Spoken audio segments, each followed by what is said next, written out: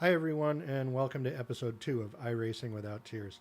Before I get started, I want to give a shout out to all the people who got in touch with me via private message on the forum, directly in the posts on the forum, and gave me a lot of support. I really didn't expect that I was going to get that kind of response right out of the gate, and I really do appreciate it. This one's going to be aimed mostly at the new drivers or people who are thinking about joining the service. I want them to have a realistic picture of what it's really all about, rather than just a lot of glossy promotional videos of amazing moments. You've probably already seen videos of great drivers finishing first, never making mistakes, or making unbelievable saves, or whatever. But that part's later in the story. It's not the beginning, which is probably where you're at.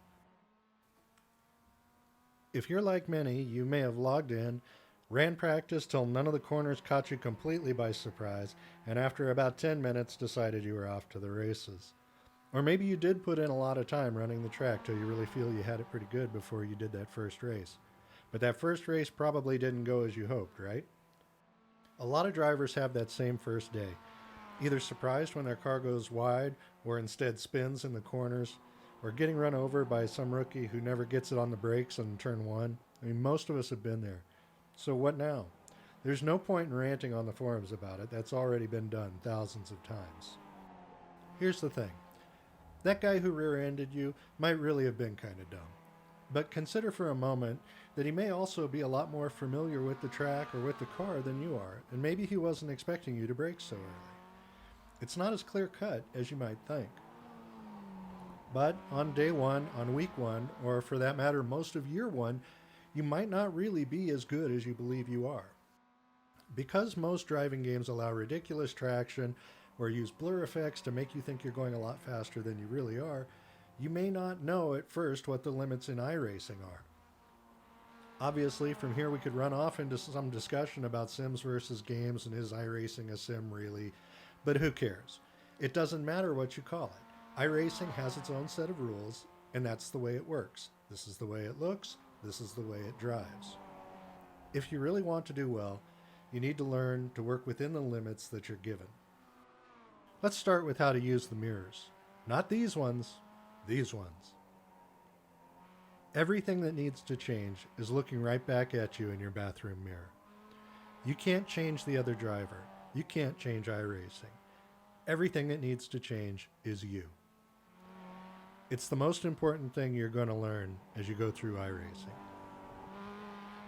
Next up, have a thick skin, like a rhinoceros. Almost certainly in your first month, some loudmouth is going to come on the voice chat or in text and start calling you stuff you haven't heard since that one time in a bus station bathroom. Just let that run off of you. Don't give it back. It never ends well. And it could get you banned. If that dude gets really out of line, protest it. Nobody wants that guy around anyhow. But don't get into it, not in a session. You're just going to come away looking like the second loudmouth idiot.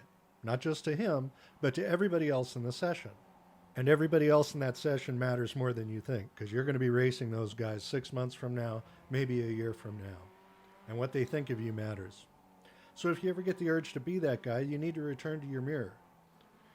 The CEO of my company once said, anytime you're thinking about how great it's going to feel to send this email, that's the email you should never send.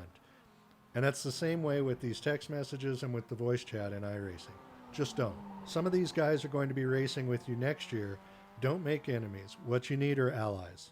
Racing is all about respect. Give respect and you'll get respect back. Drivers who respect you don't run you off. Drivers who hate you might. Keep that in the back of your head. Set up your system correctly, especially field of view.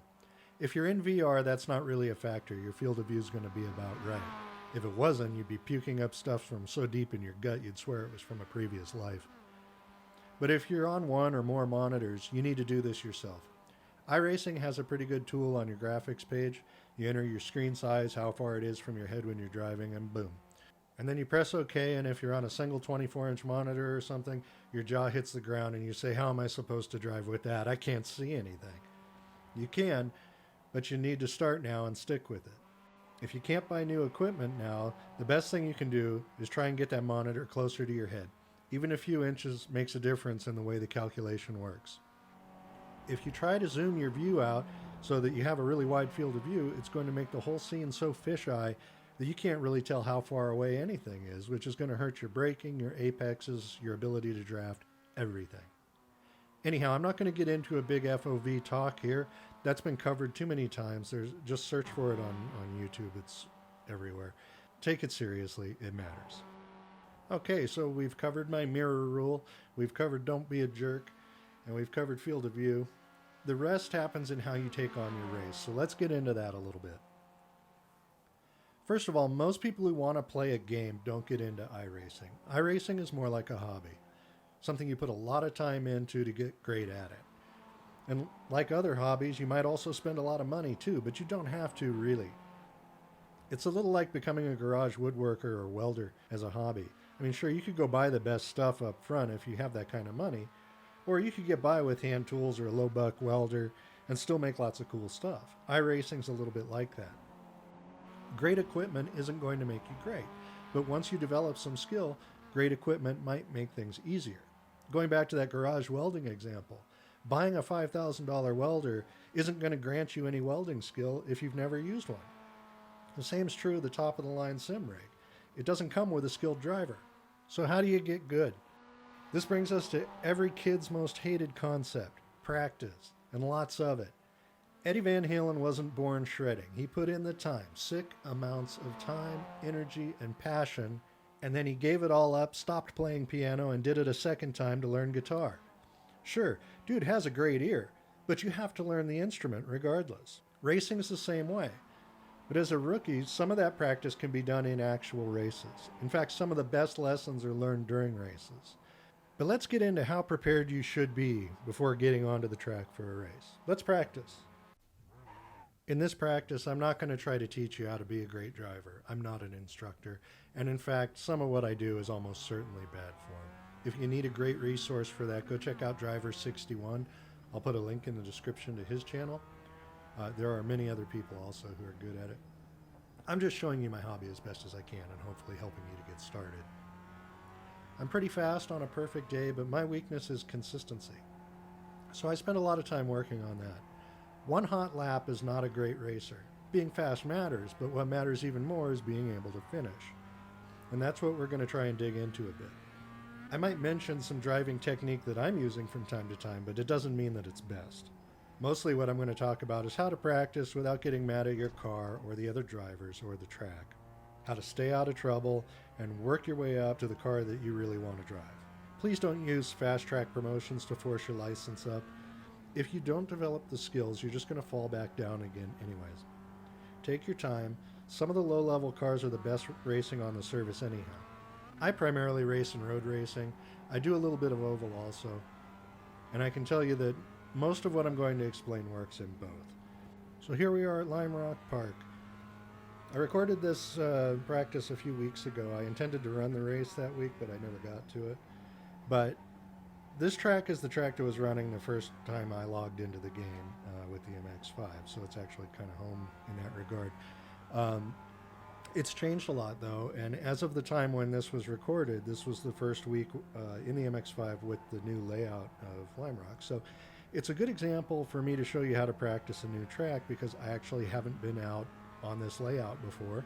And also the MX-5 has changed quite a lot too, as they spec'd up the engine and put the new version 7 tires on it. And so really, I'm kind of coming out onto a track here as you would new, honestly. The traction's a little different, the layout's a little different, and nothing really feels right to me. The new tires take a little bit of time to come up to temperature, so I'm taking it pretty easy here in the beginning. I'm not looking for times at all in these first couple of laps. I'm just learning the new layout, learning the feel of the car while the tires come to life. So in that last lap, I used my VR view just as a test. I'm fading back to normal now here. Let me know what you guys think about that view. I know sometimes people don't like when people use the VR view on YouTube, so I'm kind of curious. Anyways, drop me a note and let me know so then I know how much I should use that, because I think it's going to be useful for showing you how I'm looking at apexes and exits and things like that as I go through a lap.